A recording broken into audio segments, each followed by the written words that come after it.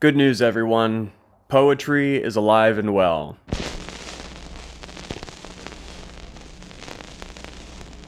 Being pragmatic about my work and drawing inspiration from my constraints is how I design just about any artistic project I embark on. So I wanted to give you a little overview of a project I just started so you can see how I'm applying that outlook to the product. So Sonnets. You saw the video title, so no surprise there. And if you, the viewer, bristle at the thought of reading a poem, first of all, skill issue. Second of all, there's still something that you can draw inspiration from in terms of your process in your medium. I have always loved sonnets. And if you're totally unfamiliar, a sonnet is a style of poem consisting of 14 lines, 10 syllables each.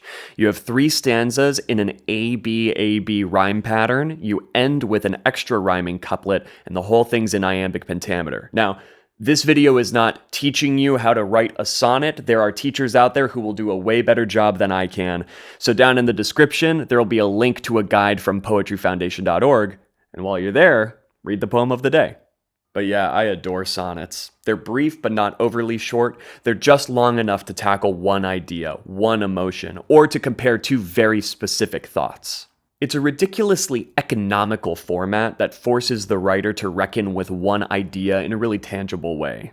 Shakespeare, of course, famously wrote a slew of sonnets, so I'll read you my favorite of his, sonnet number 30, from my Riverside Shakespeare. When to the sessions of sweet silent thought I summon up remembrance of things past, I sigh the lack of many a thing I sought, and with old woes new wail my dear time's waste.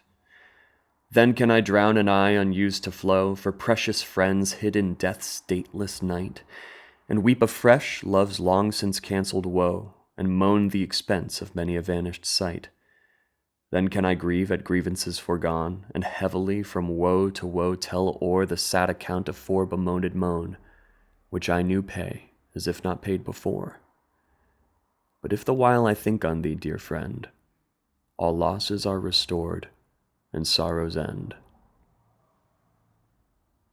Hell yeah. So what's my project? My project is not to write a sonnet. I think it's a big mistake, regardless of your medium, to fixate on the one singular product.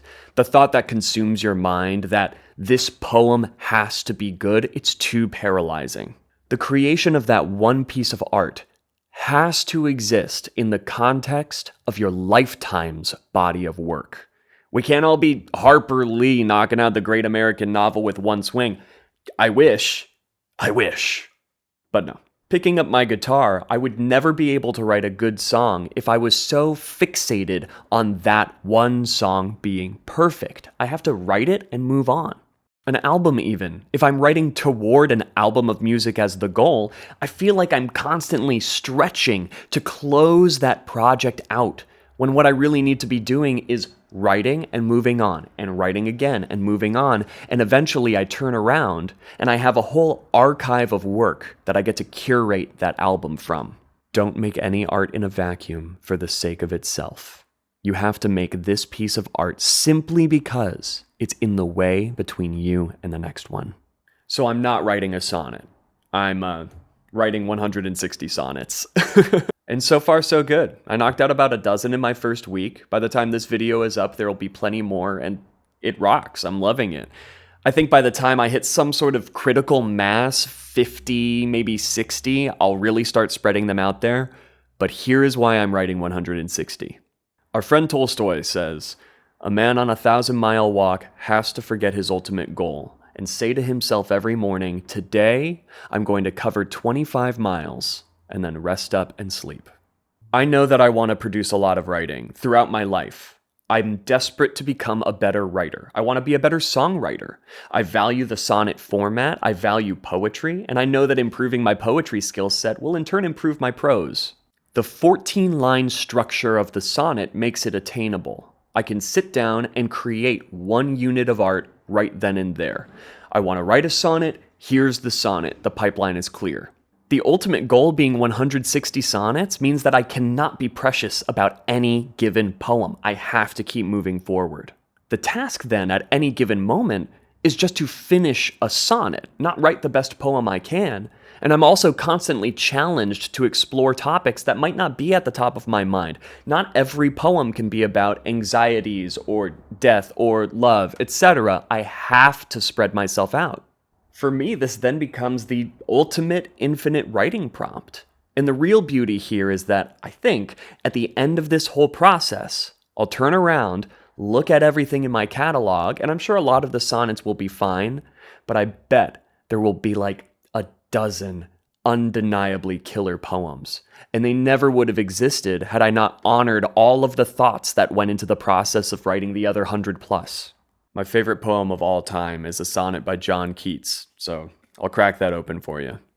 When I have fears that I may cease to be before my pen has gleaned my teeming brain, before high-piled books and charactery hold like rich garners the full-ripened grain, when I behold upon the night-starred face huge, cloudy symbols of a high romance, and think that I may never live to trace their shadows with the magic hand of chance, and when I feel, fair creature of an hour, that I shall never look upon thee more, never have relish in the fairy power of unreflecting love, then on the shore of the wide world I stand alone, and think till love and fame to nothingness do sink.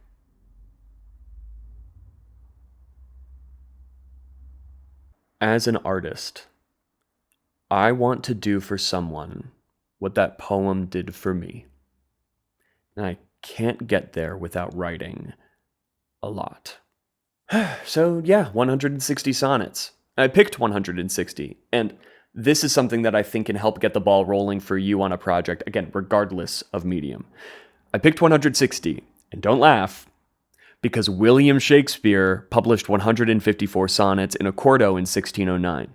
And then he has a few sonnets and sonnet-like passages in a handful of his plays, so I went with 160. Shakespeare did 160, I'll do 160. That feels like a thorough exploration of the form. Is it totally arbitrary? Yeah, absolutely. Is it kind of pretentious? Yeah. Oh, I know. But I think applying just a touch of logic, any level of reasoning to your goalpost helps make it happen. If I had just said, I'll write as many sonnets as I can, let's be honest, they would never happen. So I picked 160, there's a clear goalpost, and why 160? Because of Shakespeare. We're off to the races. I think it just helps if you romanticize it a bit. There's no reason your relationship with your art can't be whimsical and charming, or grueling and laborious if that grit is what really gets you to sink your teeth into it, and I've been there too. But I spent last Sunday walking a few blocks down the street to my local used bookstore. I was browsing the aisles with my gourmet coffee in hand, bought a few used plays, some philosophical literature, walked home in the rain, and I sat down at my writing desk, and I wrote this sonnet about heartache, like some kind of 19th century Parisian lesbian, and it was awesome. There's absolutely nothing wrong with over-romanticizing your artistic process, because if it gets you to do it, that's great. Kill that part of you that cringes. If your writing process requires you to do it with a quill by candlelight, who cares if your friends think you're a jackass? You're writing, and they're not. I said before that when I hit 160, I'll probably end up with a dozen really stellar poems, and I'm sitting on a dozen right now, and there's one that really sticks out to me. And I can't stress enough that it never would have existed if I had just sat down to try and write one phenomenal poem. And maybe by the end of this project, this one will sort of fade into the rest, but I'll read it for you now as a sort of benchmark for beginning this process. I find my mind is oft consumed by death, but such that I regard her as a friend, thus I fear not. I feel each numbered breath a comfort as I walk toward the end. At dawn she'll knock, and lo, her chain hangs low my stopped clock. Upon her horse, she'll fly me o'er that blessed and blustered plain and bear me where the spirits pierce the source. No sooner than my time will she fulfill her role. Each faded age can she foresee, and patiently for me, she'll wait until my string of life's been plucked of melody. My final plea, freed by my last inhale, to weigh me, death, oh, weigh me on the scale.